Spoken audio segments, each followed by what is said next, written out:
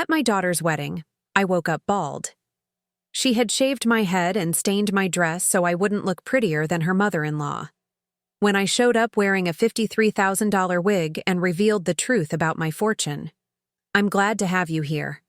Follow my story until the end and comment the city you're watching from, so I can see how far my story has reached. I woke up bald on my daughter's wedding day. The first thing I felt wasn't panic or shock. It was the cold air against my scalp where my silver hair should have been.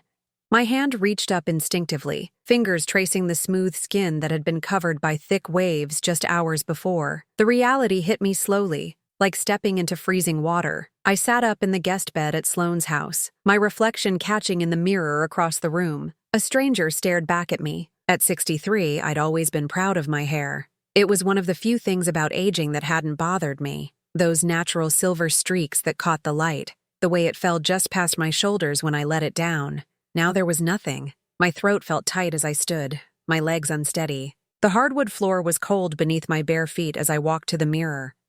Up close, the damage was even worse. They hadn't just cut it, they'd shaved it completely. Not a single strand remained. On the dresser, folded neatly beside my purse, was a note in Sloane's handwriting. "Sorry, Mom, but Patricia said it would be better this way. You understand, right? S. Patricia, my daughter's future mother-in-law, the woman who'd made it clear from day one that she didn't think I belonged in their social circle." I walked to the closet where I'd hung my dress the night before, a beautiful navy blue silk I'd saved for months to buy.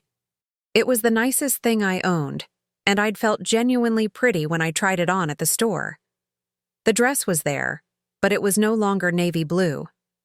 Someone had poured white paint across the front, letting it drip down like tears. The fabric was ruined, stiff and unwearable. My knees gave out then.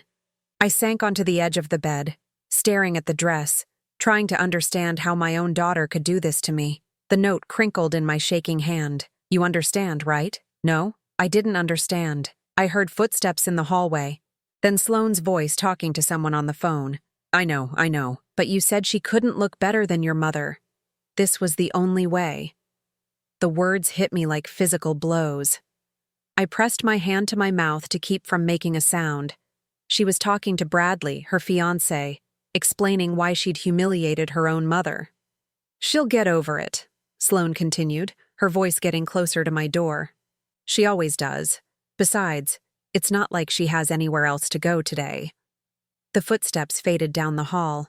I sat there in the silence, feeling smaller than I had in years. Sloane was right about one thing. I didn't have anywhere else to go. My small apartment was an hour away, and the wedding started in 3 hours. I thought about all the times I'd made excuses for Sloane's behavior over the years. When she was 15 and told her friends I was just the cleaning lady at her school event. When she was 22 and didn't invite me to her college graduation because she said it would be weird to have me there with her friends' parents. When she was 28 and asked me not to mention what I did for work when I met Bradley's family. Each time, I'd told myself she was just young, just embarrassed, just going through a phase. But this wasn't a phase. This was deliberate cruelty. The bathroom mirror showed me the full extent of what they'd done. Not only was my head completely shaved, but they'd been careless about it. There were small nicks near my ears, dried blood marking where the razor had cut too close. I touched one of the cuts, wincing. They'd done this while I was sleeping. My own daughter had snuck into my room and done this to me. I'd taken a sleeping pill the night before, something I rarely did, but Sloane had insisted, saying I seemed stressed and needed rest before the big day. Now I understood why. They'd needed me unconscious for their plan to work. A knock on the door made me jump. "Mom?" Sloane's voice was sickeningly sweet. "Are you awake? We need to start getting ready soon." I couldn't answer. I couldn't even look at the door. "I left you something to wear," she continued. "It's not exactly what you planned, but it'll work." Patricia found something in her closet that should fit. Something in her closet. A cast-off from the woman who'd orchestrated this humiliation. "Mom? Did you hear me?" I cleared my throat, surprised by how steady my voice sounded. "I heard you." "Good. I'll give you some privacy to get ready. We'll be in the kitchen when you're done." Her footsteps retreated again. I looked at myself one more time in the mirror. This woman I barely recognized, stripped of dignity, reduced to whatever version of me they thought was acceptable. But something was shifting inside me. The shock was wearing off, replaced by something I hadn't felt in years. It started as a flicker in my chest, then grew warmer, stronger. I wasn't going to put on Patricia's cast-off dress. I wasn't going to shuffle into that kitchen with my head down, accepting their apology that would never come. I wasn't going to play the grateful, diminished mother who was lucky just to be included. For the first time in decades, I was going to do something just for me. I reached for my phone and started making calls. If Sloane wanted to play games, she was about to learn she'd been underestimating her mother for far too long. The woman in the mirror might look different, but she was done being invisible. Sitting in my car outside the luxury district, I stared at the address I'd written down 23 years ago and never thought I'd use. The paper was yellowed now, folded and refolded so many times the creases had worn soft. My hands trembled as I dialed the number. After 3 rings, a familiar voice answered. "Whitmore Estate Management, this is Margaret." "Margaret, this is Rhonda Coleman, Robert Coleman's widow." The silence stretched so long I thought the call had dropped. Then, "Mrs. Coleman? My goodness, how long has it been?" 23 years. "I've been managing your accounts all this time as instructed. Are you ready to access them again?" The question hung in the air between us. Was I ready? I'd hidden this part of my life so completely that sometimes I forgot it existed myself. "Yes," I said.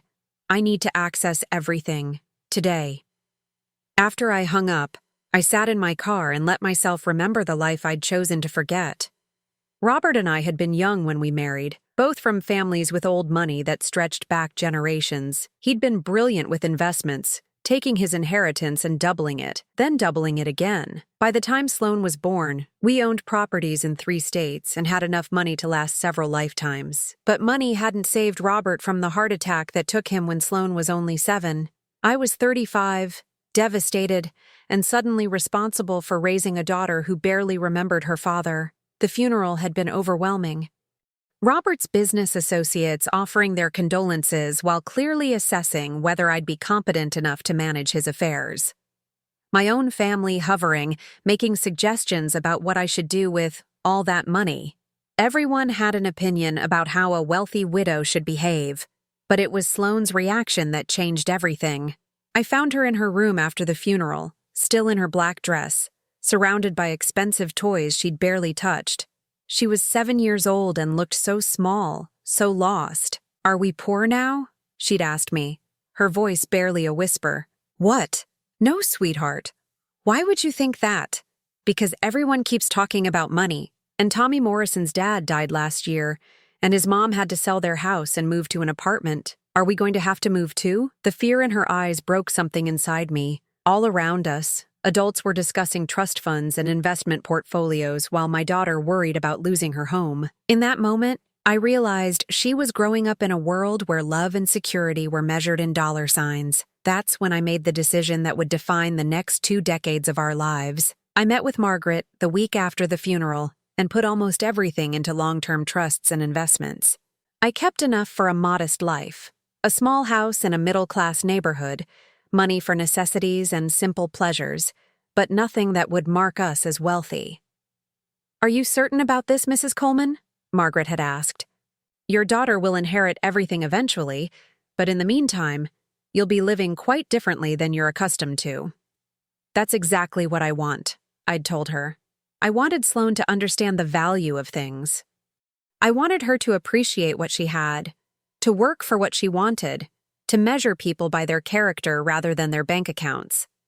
I wanted her to grow up normal. So we moved to a modest 3-bedroom house across town. I went back to school and got my teaching certificate. For 23 years, I lived as a simple elementary school teacher and single mother. I shopped at discount stores, clipped coupons, saved for vacation trips to the beach instead of Europe. And Sloane grew up believing we were middle class, maybe even struggling sometimes. When she complained that her friends had bigger houses or newer cars, I'd gently remind her that we had everything we needed. When she asked why we couldn't afford certain things, I'd explain about budgets and priorities. I thought I was teaching her values. I thought I was protecting her from the entitlement that destroyed so many wealthy children. I was wrong. Instead of learning gratitude, Sloane learned to be ashamed. Ashamed of our modest house, our careful budget, our simple vacations. When she got to high school and started dating boys from wealthier families, that shame turned into something darker. She began lying about our circumstances, telling friends I was a substitute teacher only temporarily, that we had money tied up in investments. She started working after school not because she needed to, but because she was embarrassed that I couldn't buy her the designer clothes her friends wore. By college, the lies had become elaborate stories. She told Bradley's family I was a retired teacher who'd downsized after my husband's death, implying we'd once had money but had lost it somehow. She never said I was poor exactly, but she painted a picture of genteel decline that was supposed to explain why I couldn't contribute much to wedding expenses or why I lived in such a small apartment. The worst part was that I'd enabled it. Every time Sloane seemed embarrassed by our life, I'd quietly absorbed the shame. When she didn't invite me to events because I wouldn't fit in, I told myself she was protecting me from uncomfortable situations.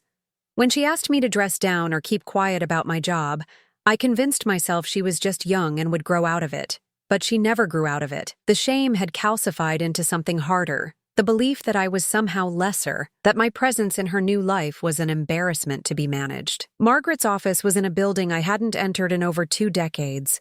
The elevator was the same, the hallway carpet was the same deep green it had always been. Even Margaret looked remarkably unchanged, her gray hair perhaps a bit more silver, her suit as crisp as ever. "Mrs. Coleman," she said, standing to greet me. "I have to say, I've been wondering when this day would come." She gestured to a leather chair across from her desk. The office felt like stepping back in time. Dark wood, heavy curtains, the scent of old paper and furniture polish. "Your accounts have performed quite well over the years," Margaret continued, settling behind her desk and opening a thick file. "Your husband's initial investments, combined with the careful management you requested, have grown substantially." She handed me a portfolio summary. The number at the bottom made my breath catch. It was more than I'd expected, significantly more. "This doesn't include the real estate holdings," Margaret added quietly. "The properties have all been maintained and are currently generating rental income. There's also the original family estate in Connecticut, which has been empty but preserved exactly as you left it." I stared at the papers, trying to process what I was seeing. In trying to protect Sloane from wealth, I'd inadvertently made us wealthier than we'd ever been. "What exactly do you need today?" Margaret asked gently. I thought about the bald head hidden under my baseball cap, about the ruined dress hanging in Sloane's closet, about my daughter's casual cruelty. "I need," I said slowly, "to remember who I am." Margaret smiled. "I think I can help with that." The boutique on 5th Street looked like the kind of place I'd walked past 1,000 times but never dared enter. Floor-to-ceiling windows displayed a single evening gown on a headless mannequin, the price tag discreetly hidden, but the quality unmistakable. I sat in my car for 10 minutes, watching well-dressed women flow in and out with their distinctive shopping bags. Margaret had given me a credit card connected to my accounts and a letter of introduction to several exclusive establishments. "If you're going to do this," she'd said, "you might as well do it properly." But sitting here now, I felt like an imposter. 23 years of living modestly had changed me in ways I hadn't expected. The woman who'd once thought nothing of spending thousands on a dress felt nervous about walking into a high-end store. I touched the baseball cap covering my bald head and forced myself out of the car. A small bell chimed as I entered. The interior was all cream marble and soft lighting, with only a dozen carefully curated pieces displayed throughout the space. A woman in her 50s approached me, her dark hair swept into a perfect chignon, her smile professional but cautious. "Good afternoon. How may I help you?" I could see her taking in my appearance, the baseball cap, my simple jeans and t-shirt, the way I stood uncertainly just inside the door. In the old days, salespeople would have recognized quality in my posture, my voice, the expensive watch I no longer wore. Now I looked like someone who'd wandered into the wrong store. "I need a complete outfit for this evening," I said, pulling Margaret's letter from my purse. "A wedding," Something. Significant. She glanced at the letter, and her entire demeanor shifted. Her spine straightened, her smile became genuine, and she looked at me with new eyes. "Mrs. Coleman," she said warmly. "I'm Victoria Chen, the owner," Margaret called ahead. "She said you might need our full services today." "Full services?" Victoria gestured toward the back of the store. "We have a private suite for special occasions. Hair, makeup, styling, everything you need for your event. Margaret mentioned you were working under a time constraint." I followed her through a doorway I hadn't noticed, into a room that looked more like a luxury hotel suite than a store. There were mirrors on 3 walls, a comfortable seating area, and racks of clothing I couldn't see from the main floor. "May I ask about the occasion?" Victoria asked as she began pulling items from the racks. "My daughter's wedding." She paused, a dress half off its hanger. "And you need a complete transformation by this evening?" "Something like that." Victoria studied my face for a moment, then nodded. "I understand. We'll take care of everything." What followed was unlike anything I'd experienced, even in my previous life of wealth. Victoria's team worked with quiet efficiency, bringing me options that ranged from elegant to show-stopping. But when they asked about my hair, I finally had to remove the baseball cap. The young stylist, Marcus, didn't even blink at my bald scalp. "Ah," he said simply. "We'll need to visit Helena." Helena turned out to be in the basement of the building, in a space that looked more like a private salon than anything connected to the boutique upstairs. She was a tiny woman with silver hair and gentle hands, surrounded by dozens of wig displays. "Victoria called down," she said in a slight accent I couldn't place. "You need something special for tonight, yes?" I nodded, suddenly self-conscious again. "I know it's last minute, and probably expensive." "Money is not the concern," Helena interrupted, gesturing for me to sit in one of her styling chairs. "The concern is finding the right piece for the right moment." "Tell me about this moment." Something in her voice made me pause. She wasn't asking about the wedding or the timeline. She was asking about something deeper. "I've been invisible for a long time," I said slowly. "Today, someone tried to make sure I stayed that way. I don't want to be invisible anymore." Helena nodded, her fingers gently examining my scalp. "The cuts will heal," she said matter-of-factly, "but the spirit, that takes more work. How long since you were seen? Really seen?" The question caught me off guard. When was the last time someone had looked at me and seen Rhonda Coleman, not just Sloane's mother or the nice teacher from the elementary school? 23 years, I whispered. Helena's eyes met mine in the mirror. "Then we have work to do." What she showed me next took my breath away. It wasn't just a wig. It was a work of art. The hair was human, the color a perfect silver blonde that somehow looked more natural than my original hair ever had. When she placed it on my head and began styling, I watched a stranger emerge in the mirror. "This particular piece," Helena said as she worked, "was commissioned by a woman much like you. She never came to collect it. Her daughter convinced her she didn't deserve to look so beautiful." I stared at my reflection. The woman looking back at me was someone I remembered but had almost forgotten. Confident, elegant, worth looking at. "How much?" I asked. Helena named a figure that made me blink. $53,000. For a wig. "It's handcrafted," she explained. "Each strand individually placed. It will last for years, and no one will ever know it isn't your own hair. But more than that," she met my eyes again, "it will remind you who you are every time you see yourself." I thought about the number in my bank account, about the years I'd denied myself even small luxuries. I thought about Sloane's note. "Sorry, Mom, but Patricia said it would be better this way." "I'll take it," I said. 2 hours later, I stood in Victoria's private suite looking at a woman I barely recognized. The wig was perfection, styled in soft waves that framed my face beautifully. The dress Victoria had chosen was midnight blue silk with subtle beading that caught the light when I moved. It was sophisticated without being flashy, expensive in a way that whispered rather than shouted. "The jewelry?" Victoria asked, holding up several options. I shook my head. "I have something." From my purse, I pulled out a jewelry box I hadn't opened in decades. Inside were my grandmother's pearls, a simple strand that had been in our family for 4 generations. When I fastened them around my neck, the transformation was complete. "Mrs. Coleman," Victoria said softly. You look magnificent. I turned to study myself in the three-way mirror.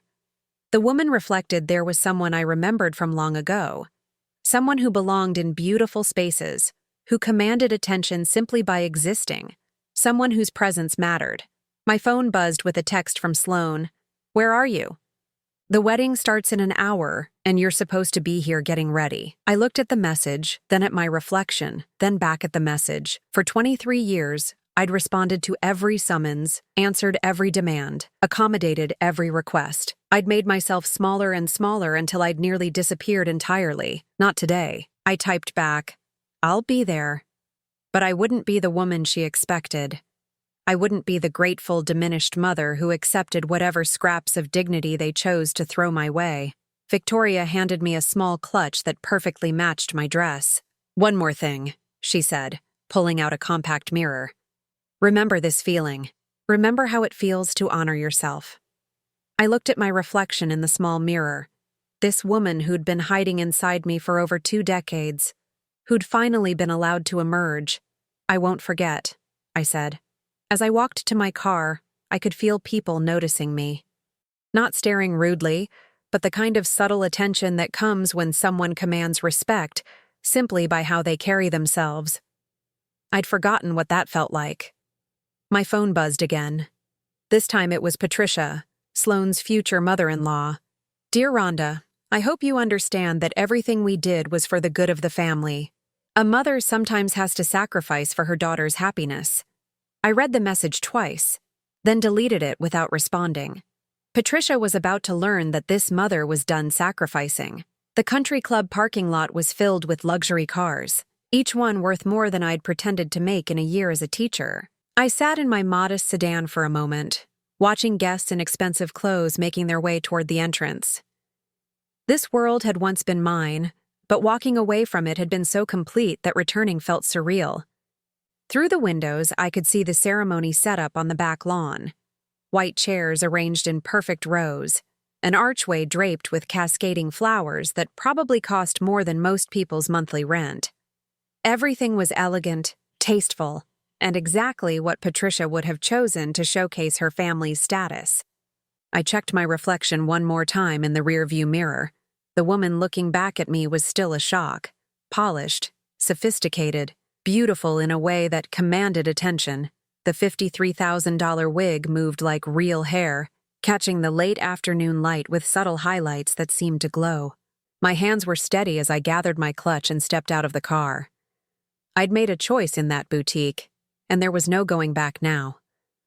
The moment I entered the club's lobby, conversations began to shift. I could feel the ripple of attention as people noticed me, first glances, then longer looks, then whispered questions. Who was this woman? She looked familiar, but different somehow. Rhonda? I turned to find Janet Morrison, an old acquaintance from Sloane's school days. Her eyes were wide with surprise. Janet, how nice to see you. You look. Wow. She seemed to be struggling for words. I almost didn't recognize you. You look absolutely stunning. Thank you, I said simply, not offering the self-deprecating deflection that would have been my automatic response before today. Is that a new hairstyle? It's gorgeous. I touched the perfect waves framing my face, something like that. As we talked, I noticed other people beginning to take notice. The kind of subtle attention I'd forgotten existed. The way conversations paused when I passed. The way eyes followed me with curiosity rather than pity or dismissal. Rhonda Coleman? I turned to find William Bradford, Patricia's brother-in-law, approaching with a look of genuine surprise. William was old money through and through, the kind of man who could assess someone's social standing with a single glance. William, what a pleasure. He took my hand in the formal way of his generation, his eyes taking in everything. The quality of my dress, the understated elegance of my jewelry, the confident way I carried myself. I must say, you look remarkable this evening. That dress is exquisite. Thank you. You're very kind. Patricia mentioned you were. He paused delicately. Between circumstances recently. I hope things have improved. I smiled, understanding exactly what he was fishing for. Patricia had clearly painted a picture of me as a woman down on her luck, grateful for any kindness from their family. "Oh, circumstances change," I said lightly, sometimes quite dramatically. Before he could respond, the wedding coordinator appeared, guiding guests toward their seats. I followed the flow of people through the club's French doors and onto the manicured lawn. That's when I saw Patricia. She was holding court near the front of the seating area, resplendent in a champagne-colored mother-of-the-bride dress that probably cost more than my teacher's salary used to be in a month. Her hair was perfectly styled, her jewelry substantial but tasteful. She was everything a society matron should be, until she saw me. The look that crossed her face was worth every penny I'd spent that afternoon. First confusion, then recognition, then something that looked like panic. She excused herself from her conversation and began moving toward me with purpose. "Rhonda," she said when she reached me, her voice carefully controlled, but her eyes sharp with something between anger and confusion. "You look different." "Thank you, Patricia.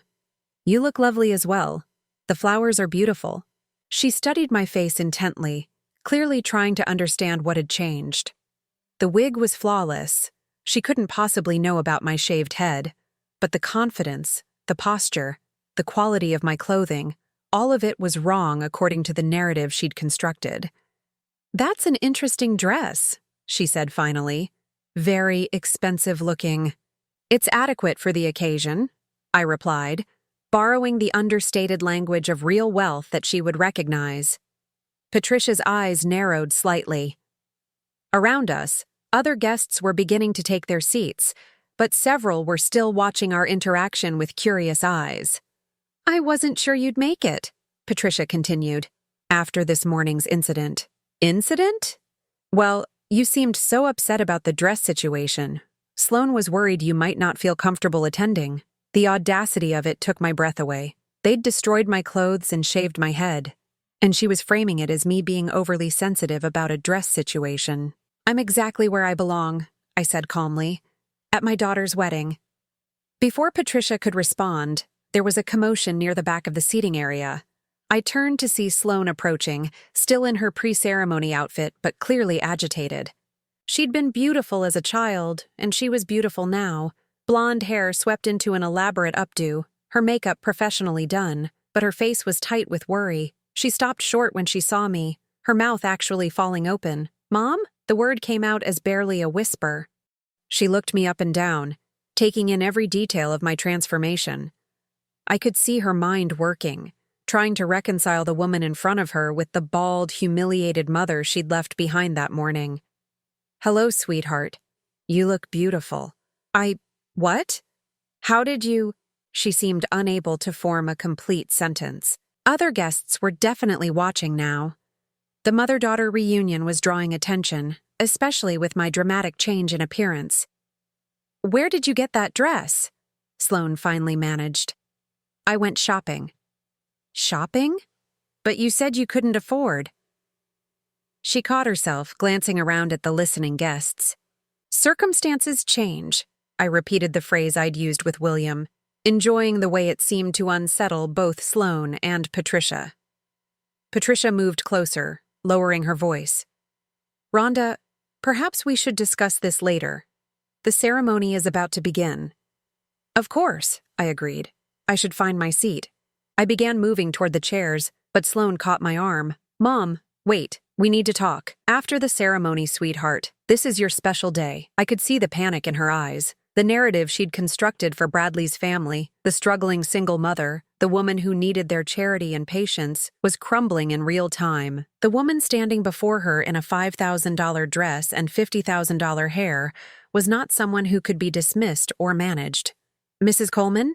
I turned to find Bradley approaching, handsome in his tuxedo but looking confused. He'd clearly been sent to investigate the disturbance. "Bradley, congratulations. I'm so happy for you both." He shook my hand, his eyes taking in my appearance with the same confusion I'd seen in everyone else. "You look amazing, really different." "Thank you. I felt like celebrating today." "I'm sorry.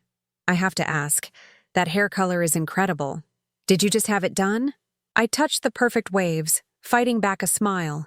"Something like that." Patricia appeared at Bradley's elbow, clearly trying to regain control of the situation. Bradley, darling, we should get you to your position. The ceremony will begin soon.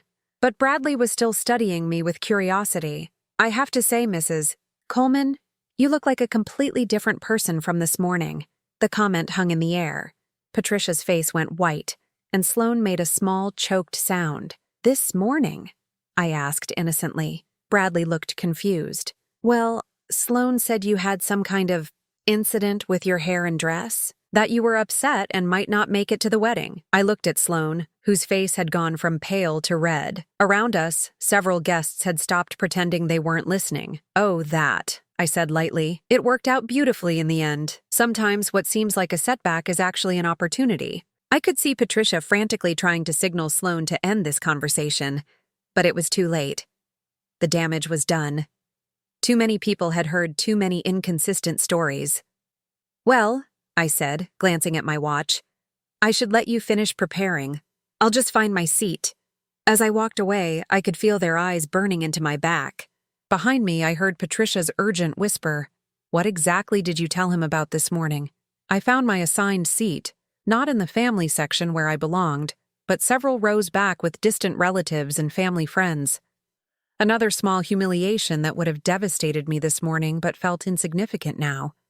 As I settled into my chair, the woman beside me leaned over. Excuse me, but you look absolutely radiant. That hairstyle is perfection on you. Thank you, I said, smoothing the silk of my dress. I'm feeling quite myself tonight. And for the first time in 23 years, that was completely true. The ceremony itself was beautiful.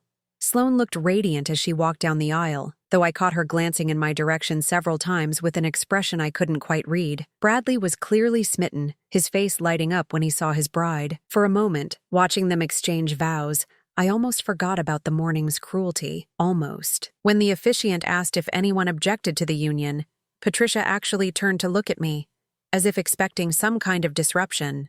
I simply smiled serenely and watched my daughter promise to love and honor the man she'd chosen. The real test came at the reception. The club's ballroom had been transformed into something out of a fairy tale. Crystal chandeliers cast warm light over round tables draped in ivory silk, each centerpiece a masterpiece of white roses and gold accents. It was the kind of wedding that would be featured in magazines, the kind that announced a family's social standing to everyone who mattered. I was seated at table 12, far from the family tables but strategically placed where I could observe everything. My table mates were pleasant enough, distant relatives and old family friends who remembered me vaguely from Sloane's childhood. Rhonda, dear, you look absolutely wonderful, said Martha Hendricks, an elderly woman who'd known Patricia for decades. That dress is stunning. Is it new? Thank you, Martha. Yes, it's new. Well, it's gorgeous. Very elegant. You have excellent taste. From across the room, I could see Patricia holding court at the main family table, but her usual commanding presence seemed strained. She kept glancing in my direction, and I could see her having urgent whispered conversations with other family members. The first real confrontation came during cocktail hour. I was talking with William Bradford about the club's recent renovations when Patricia appeared at my elbow. Rhonda, could I speak with you privately for a moment? Of course. She led me to a quiet corner near the bar, her smile never wavering, but her grip on my arm uncomfortably tight. I think we need to clear the air about this morning, she began, her voice low but intense. There seems to be some confusion about what happened. Is there? Yes. People are asking questions, and Sloane is upset. You've clearly misunderstood the situation. I looked at her carefully. Even now, after everything, she was trying to rewrite the narrative. What situation would that be, Patricia? The hair situation was an accident. Sloane was trying to help with a styling issue and things went wrong. And the dress, well, that was unfortunate. But these things happen. There's no need to make it into something dramatic. The audacity was breathtaking. They'd shaved my head while I slept and destroyed my dress, and she was calling it styling help and an unfortunate accident. I see, I said calmly. And you think I've misunderstood something? I think you're letting emotions cloud your judgment. Sloane loves you, Rhonda. We all do. but sometimes you can be sensitive about these things. There it was, the gaslighting I'd been accepting for years without even recognizing it. Every time they'd hurt me, diminished me, excluded me, it had been reframed as my being too sensitive, too emotional, too dramatic. "Patricia," I said, my voice still calm but carrying a new edge, "I want you to listen to me very carefully." Something in my tone made her step back slightly. "I am not confused about what happened this morning. I am not being emotional or dramatic, and I am definitely not too sensitive. What happened was deliberate cruelty, and we both know it." Her face flushed. "How dare you? I'm not finished." The words came out with a quiet authority that surprised us both. "For years, you've made it clear that you don't think I'm good enough for your family's social circle. You've encouraged my daughter to be ashamed of me, to minimize my presence in her life, to treat me like an embarrassment to be managed. That's not true." "It is true. And this morning was simply the logical conclusion of that attitude. You decided I needed to be put in my place, reminded of my position in the hierarchy you've created." Patricia looked around nervously, checking to see if anyone was listening. Several people were glancing in our direction, clearly sensing the tension. "Lower your voice," she hissed. "No." The word came out firm and final. "I'm done lowering my voice. I'm done making myself smaller for your comfort." I stepped closer, and she actually backed up against the wall. "You made one critical mistake, Patricia. You assumed you knew who I was. You saw what I chose to show you and thought that was all there was." "I don't know what you're talking about." "I think you do. Deep down, you know you've been cruel to someone you should have respected, and now you're discovering that person has more resources than you calculated." The color drained from her face. "What are you saying?" Before I could answer, Sloane appeared beside us, her wedding dress rustling as she moved quickly across the room. "What's going on here?" she demanded, looking between her mother-in-law and me. "We're just having a conversation," I said calmly. "Mom, people are staring. You're making a scene." There it was again. My fault for responding to their cruelty, not their fault for being cruel. Am I? "I'm simply talking to Patricia about this morning's events." Sloane's face went white. "You don't need to discuss that with everyone." "Everyone?" I looked around the room. "I'm discussing it with the person who orchestrated it." "Mom, please. Not here. Not tonight." For the first time, I heard something in Sloane's voice I'd never heard before. Not anger or embarrassment, but fear. She was afraid of what I might say, what I might reveal. "You're right," I said finally. "Tonight is about celebration. Let's not let unpleasant topics spoil the mood." Relief flooded both their faces, but I wasn't finished. "However, I do think it's time people knew the truth about a few things." The fear returned to Sloane's eyes. "What truth?" I looked at my daughter. This woman I'd sacrificed everything for, who'd grown up believing I was someone to be ashamed of, and made a decision that had been building for 23 years. The truth about who I really am. During dinner, as the speeches began, I watched Sloane and Patricia exchange increasingly worried glances. They could sense something had shifted, but they didn't know what I was planning. When it came time for the traditional mother of the bride speech, which had been given to Patricia instead of me, I stood up. "Excuse me," I said, my voice carrying clearly across the room. "I believe there's been an oversight." The room quieted. All eyes turned to me, this elegantly dressed woman who'd been relegated to a back table, but was now commanding attention. "I'm Rhonda Coleman, Sloane's mother, and I'd like to say a few words about my daughter." I could see Patricia frantically shaking her head, could see Sloane's face going pale, but it was too late.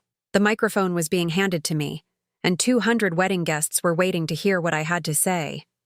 23 years ago, I began, my voice steady and clear, I made a decision that I thought would give my daughter the best possible life. I chose to live modestly, to prioritize values over wealth, to teach her that a person's worth isn't measured by their bank account. I paused, letting that sink in. Several people at the family table were frowning, clearly confused by where this was going. I wanted Sloane to grow up understanding the value of hard work, the importance of character, the beauty of a simple life well lived. So I made sacrifices. I lived quietly. I let people assume things about my circumstances that weren't necessarily true.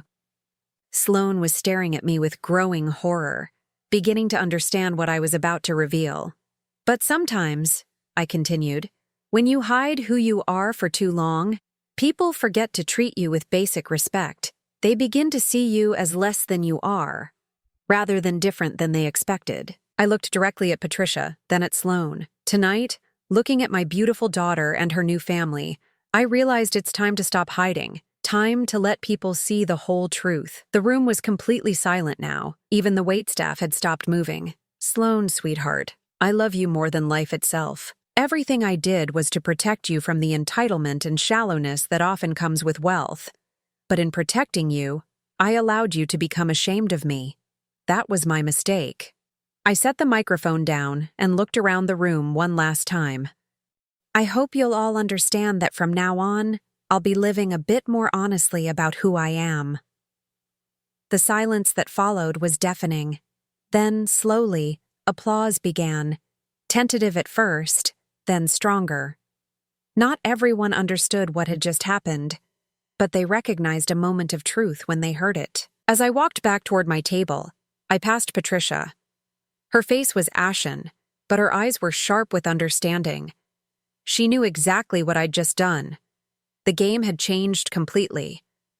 6 months later, I stood in the sunroom of my new home, watching the morning light filter through the tall windows overlooking the garden. The house was everything I'd forgotten I wanted. Elegant but comfortable, spacious but warm, filled with beautiful things that had meaning rather than just price tags. It hadn't taken long for the truth to spread through Patricia's social circle after the wedding.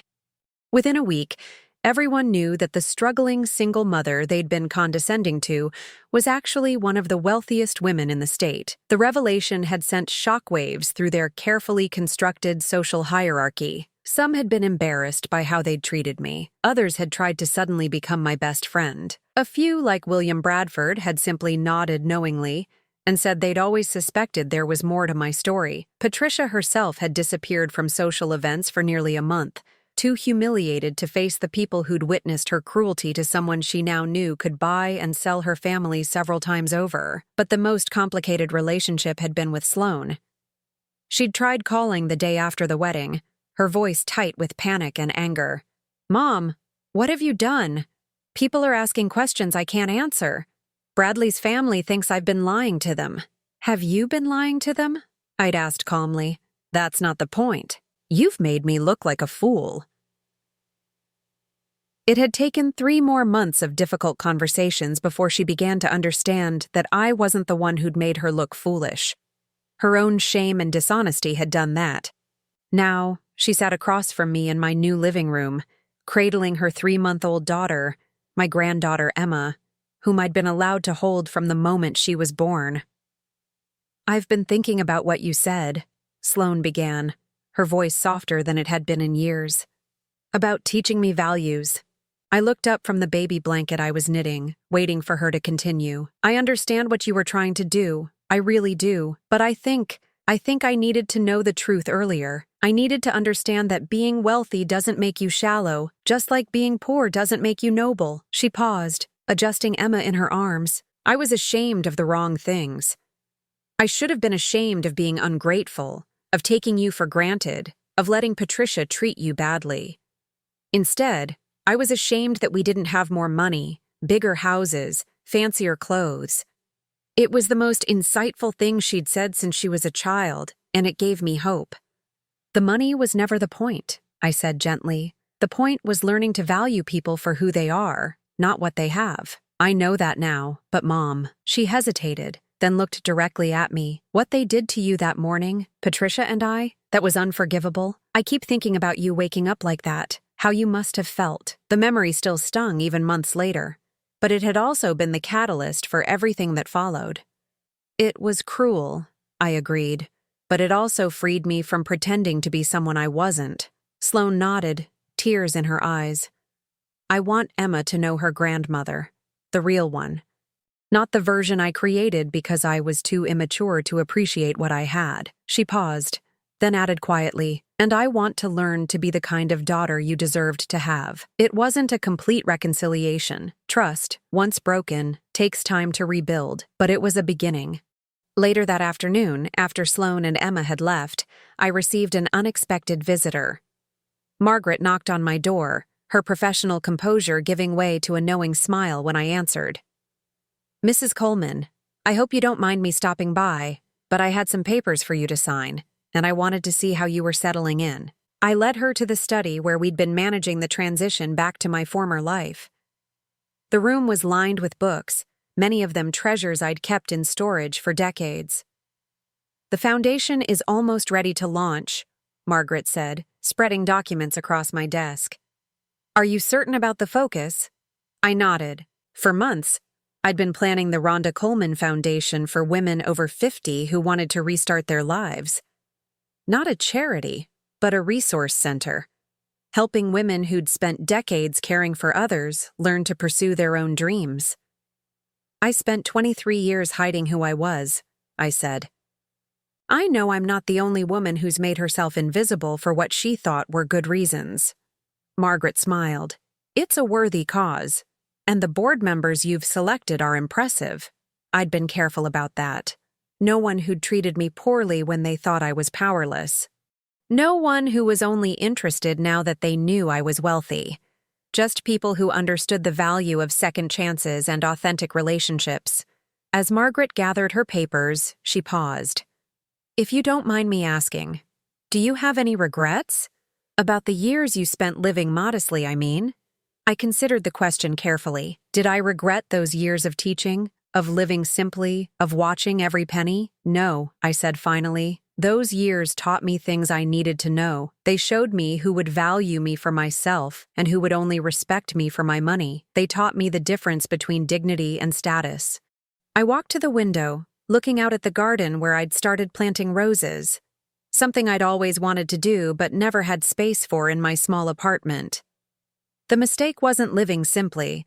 The mistake was thinking I had to choose between being authentic and being wealthy. I thought money would corrupt Sloane, so I hid it completely. Instead, I should have taught her how to handle wealth responsibly. Margaret nodded thoughtfully. "And now? Now I'm living honestly. I'm not hiding my resources, but I'm not flaunting them either. I'm using them purposefully." After Margaret left, I spent the evening in my study, responding to emails from women who'd heard about the foundation and wanted to know more. Their stories were achingly familiar. Women who'd spent decades defining themselves through their relationships to others, who'd lost themselves in the process of caring for everyone else. One email in particular caught my attention. It was from a woman named Janet, a 60-year-old recent divorcee who'd just discovered her husband had been hiding assets for years while she lived on a strict budget, believing they had no money. "I don't know who I am anymore," she wrote. "I don't know what I like, what I want, or even what I'm capable of. I've been playing a role for so long that I've forgotten the woman underneath." I understood that feeling completely. As I was drafting my response, my phone rang. The caller ID showed a number I recognized but hadn't spoken to in months. "Patricia." I hesitated, then answered. "Rhonda." Her voice was carefully controlled, formal. "I hope I'm not disturbing you." "Hello, Patricia." I wanted to. I needed to call, to apologize. The words hung in the air between us. Patricia Bradford didn't apologize easily or often. "I've had time to think about what happened," she continued, "about how I treated you. It was inexcusable." Yes, it was. She was silent for a moment, perhaps expecting me to make it easier for her, to offer quick forgiveness that would absolve her guilt. I didn't. "I want you to know that I understand now. What I did, what we did, it was cruel. There's no excuse for it." "No, there isn't." Another pause. "Is there anything I can do to make amends?" I thought about it seriously.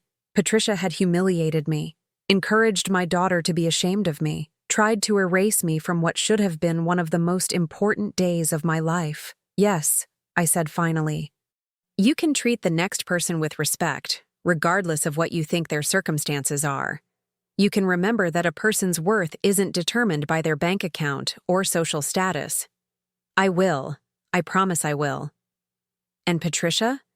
If you ever treat my daughter the way you treated me, if you ever make her feel ashamed of who she is or where she comes from, you'll discover that I have resources beyond just money. The warning was clear, and we both knew I meant it. After I hung up, I made myself a cup of tea and returned to the sunroom. The evening light was fading, but the garden still glowed with late roses and early autumn colors. For the first time in decades, I was living as myself, completely, honestly, without apology. I had my money back, but more importantly, I had my dignity back. I had a relationship with my daughter that was based on truth rather than shame. I had a granddaughter who would grow up knowing her grandmother as a woman of substance and strength. The woman who'd woken up bald and humiliated 6 months ago was gone. In her place was someone I'd almost forgotten existed, Rhonda Coleman, in all her complicated, powerful, authentic glory. And for the first time in 23 years, that was exactly who I wanted to be. I picked up my phone and looked at Janet's email again. Tomorrow, I would call her and tell her what I'd learned, that it's never too late to remember who you are. It's never too late to reclaim your life. And it's never too late to stop making yourself small for other people's comfort. The sun set behind my roses, painting the sky in shades of gold and pink. I sat in my beautiful home, surrounded by beautiful things that belonged to me, planning beautiful work that would help other women find their way back to themselves. It had taken 63 years, but I'd finally learned the most important lesson of all. The only person's approval you truly need is your own. Now I'm curious about you who listened to my story.